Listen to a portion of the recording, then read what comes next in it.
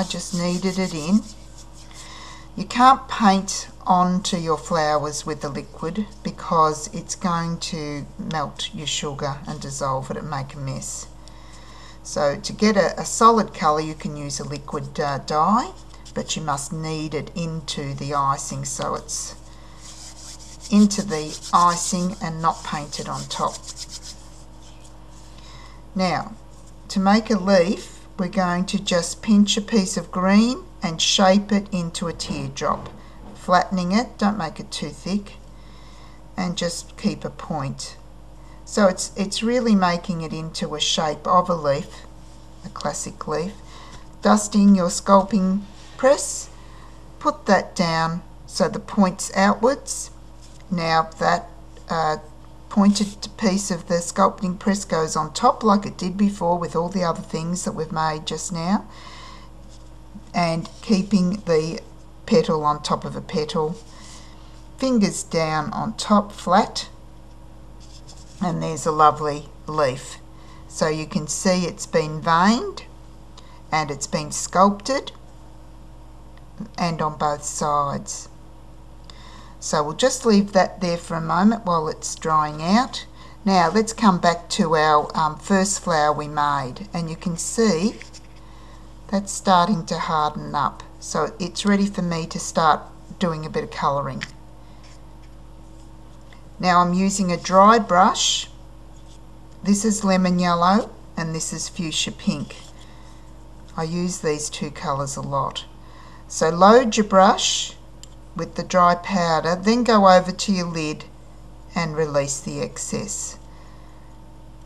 These colours are food grade, but we really do use them as accents. They're not to be used in a liberal way, they're only to be used to give a slight tone, and that's what makes them look really more pretty, because it gives a more natural look like a frangipani would. Just in the centre of the flower, so you have that lovely toned effect. And of course on the freeform flower you can use another colour, seeing I use pink. Go back into the fuchsia, dry brush, and just dust the centre, and you can see what a difference that does make.